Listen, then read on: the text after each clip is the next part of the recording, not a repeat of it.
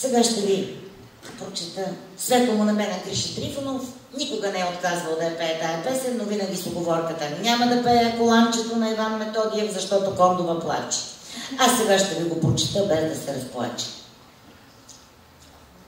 Мама имаше рокля с червено коланче.